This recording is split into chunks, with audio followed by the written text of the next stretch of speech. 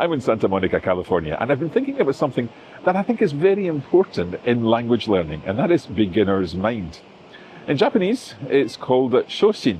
Shō meaning first or beginning, and shin meaning mind or heart. It apparently comes from Zen Buddhism, and there's a lovely quote from the Zen teacher Shunryu Suzuki. In the beginner's mind, there are many possibilities. In the expert's mind, there are few. And I think that matters for language learners, not just at the start, but in all stages of language learning. Imagine a child walking onto this pier for the first time. Everything around you is amazing. The sights, the sounds, the colours, the smell of food, the ocean stretching out in front of you. And in language learning, it's a little bit the same, because every new word is a discovery at the beginning. The way words are pronounced, the way sentences are formed, the way that things are different from your own language. But the thing is, that openness, that sense of wonder is actually a superpower. You're not saying, why is this different? You're just absorbing.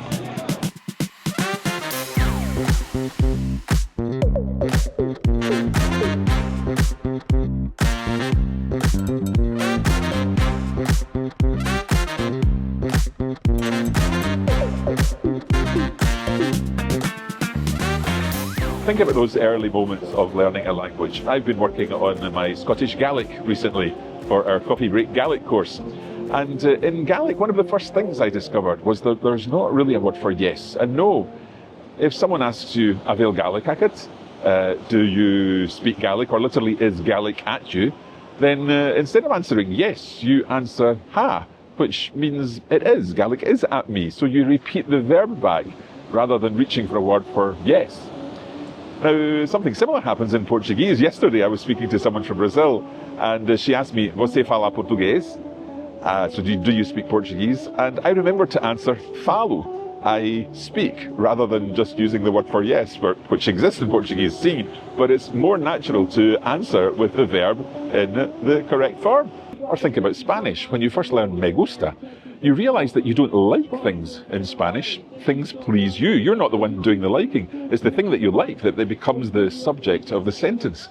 And it completely reframes the relationship that you have with the world around you. Or in German, you discover that you can match words together to make compound words. So, for example, gloves are handschuhe, Handschuhe, or tortoise becomes Schildkröte, shield-toed.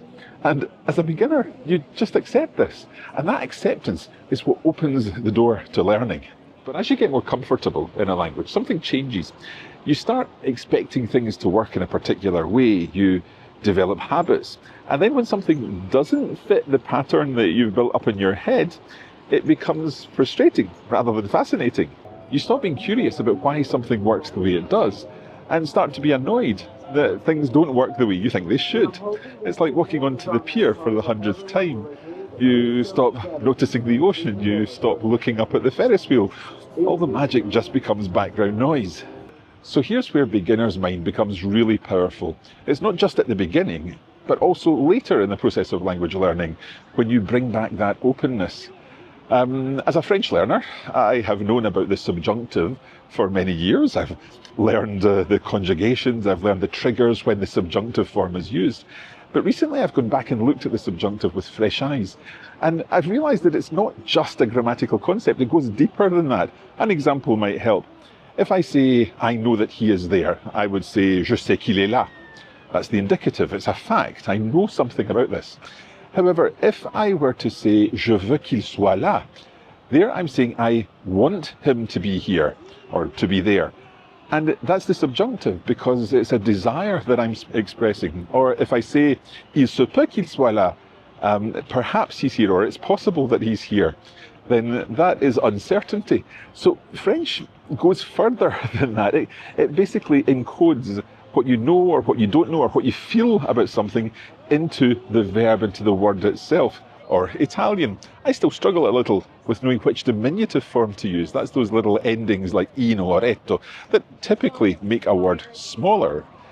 But when you look at it with beginner's eyes, you realise that it's much more than just a physical thing. Italian speakers would use these endings to indicate warmth or affection or even sometimes irony. So for example, if someone says, un momentino, it's a warm way of saying just a little moment, bear with me. Or una cosetta literally is a small thing. But if someone says to you, volevo chiederti una cosetta, they're literally saying, I wanted to ask you a little thing. That little thing might be a big favour. But by using cosetta, they're making it softer. They're perhaps making it slightly more likely that you'll agree to whatever that cosetta is. Now, diminutives is a topic that we're going to be looking at in a future video here on the channel, so make sure you subscribe for that.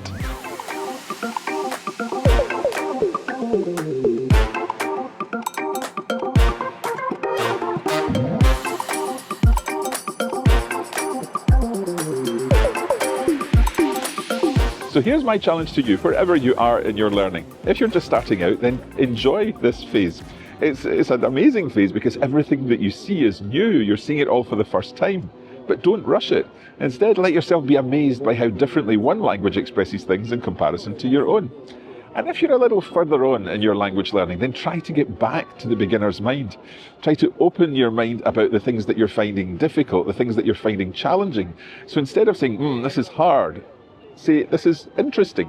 And try to work out what things mean with that beginner's mind. It will completely transform the relationship that you have with the language. Beginner's mind isn't just for beginners. It's something you choose to take with you throughout your language learning journey. In the beginner's mind, there are lots of possibilities, so keep yours open. I'm Mark, and this has been a language adventure from Santa Monica in California. I hope that you've enjoyed it. Let me know in the comments if there's something that you have discovered about the language you're learning that at first you thought strange or amazing, and now you've come to love. I'd love to read your comments. Now, if you've enjoyed this adventure, then there are lots more adventures on the channel. In fact, this one here is something that you may also enjoy. And one final thing, lots of people watch these videos but don't subscribe to the channel. Please do so. It's free, it's easy. Just click the subscribe button and also the little bell icon to be notified when we put out a new video.